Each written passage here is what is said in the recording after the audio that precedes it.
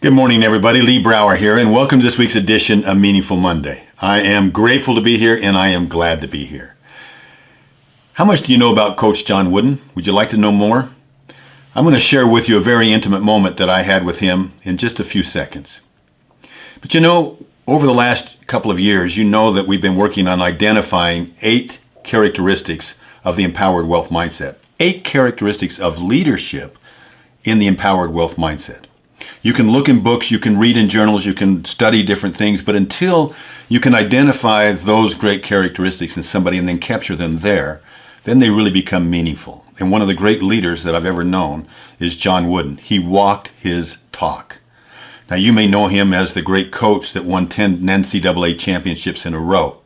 As we enter into this championship weekend, my mind and my thought and my hearts are with Coach Wooden. But even bigger than that, so much bigger than that, was the man himself. The man that all of his players loved, the man that everybody around him loved, the man that I loved, to be able to learn from him.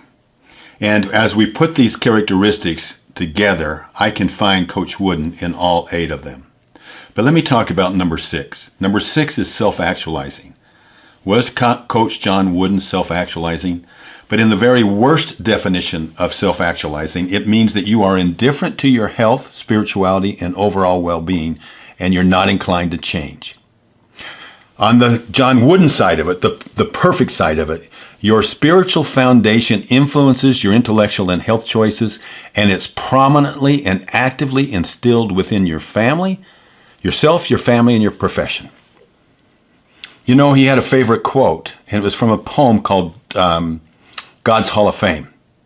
And he shared it many times. It was a poem. It wasn't a quote. It was an entire poem. In fact, he read it, didn't read it. He recited it. He knew it by heart. Long poem, but he did it when he was inducted into the Collegiate Hall of Fame. Here's a couple excerpts from it that I've learned, and I've taken them to heart. He said, "This crowd on earth may soon forget the heroes of the past. They cheer like mad until you fall, and that's how long you last. But God, He never does forget, and in His Hall of Fame, by just believing in His Son inscribed, you'll find your name. I tell you, friend, I wouldn't trade my name, however small, that's written there beyond the stars in that celestial hall, for any famous name on earth or glory that they share. I would rather be an unknown here and have my name up there." That epitomized Coach John Wooden. One time I had the opportunity, when he flew into Salt Lake City for a banquet, and I picked him and his daughter Nan and his son-in-law. And we were driving up West Temple. Now bear in mind, this was in the late 1990s, and his wife Nellie, who he loved every second of his life, had passed away in 1985. And I could tell as we drove up the street that something jogged his memory, and he got emotional. I could tell by his nose getting red, and he pulled over the side. I asked me to pull over.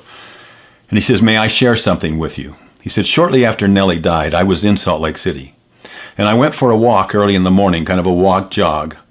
And I was so touched by thinking about Nellie and our future that I went back to my room and I wrote the following poem." And then he, by memory, said the following. I will read it, but he said by memory. He said, "The years have left their imprint on my hands and on my face." Now, can you imagine sitting there with him looking at you, telling you this poem? "The years have left their imprint on my hands and on my face. Erect no longer is my walk, and slower is my pace. But there is no fear within me because I'm growing old. I only wish I had more time to better serve my Lord. When I have gone to Him in prayer, He has brought me inner peace, and soon my cares and worries and other problems cease. He has helped me in so many ways. He has never let me down. Why should I fear the future, where soon I would be near His crown? Though I know down here my time is short, there is endless time up there, and He will forgive and keep me ever in His loving care." We were all crying. What a moment I'll never forget. And that night afterwards, I said, "Coach, could you please send me a copy of that poem that you wrote?" He says, "Lee, I'll do better than that." He took the program out of my hands, he turned it over, and here it is. in his own handwriting. Don't look back. Now, that is the man. That is self-actualizing. That is part of the empowered wealth mindset. My message to you today is, it's God's Hall of Fame that we should be interested in. The Hall of Fame down here, the people cheer like mad until we fall, and that's how long we last. I would say that's the definition of meaningfulness, isn't it? Have a meaningful week. I look forward to talking to you next week. Bye-bye.